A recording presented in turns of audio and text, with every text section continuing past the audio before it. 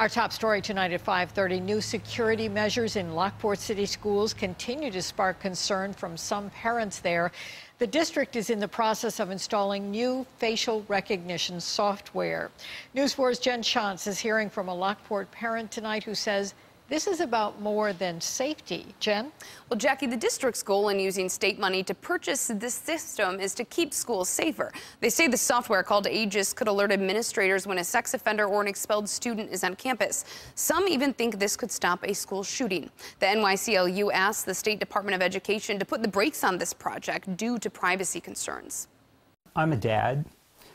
The most precious thing in the world to me walks through the doors of a high school every morning, so I care a lot about safety.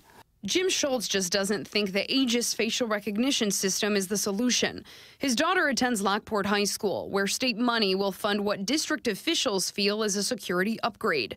Aegis is made by SN Technologies, a company based in Ontario. The system looks at every face in a hallway, and it compares every face that it sees against the database. Who decides who is in that database is up to the district, according to SN Technologies president Casey Flynn. It doesn't fit a school situation.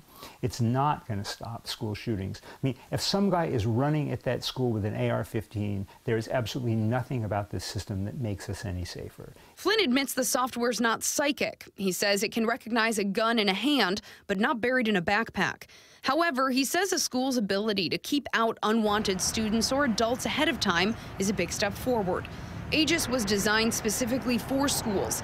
Lockport will be the first district to implement it. But Schultz wants to know who will be allowed to view the data and who decides which students are put into the database. And those questions weren't answered?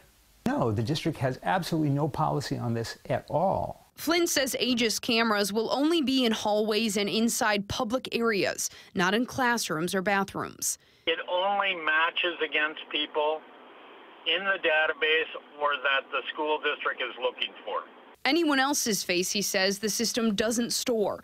Lockport superintendent says the district is in the process of finalizing protocols for how to use this system. She says it won't go live until those rules have been established. Aegis is expected to be fully installed by the end of this month. The State Department of Education says it's unaware of any laws that prohibit the district from using state money through the Smart Schools Bond Act to fund a system like this. However, the state is also looking into these privacy concerns and what practices should be in place to address them. Jen Shantz, News 4.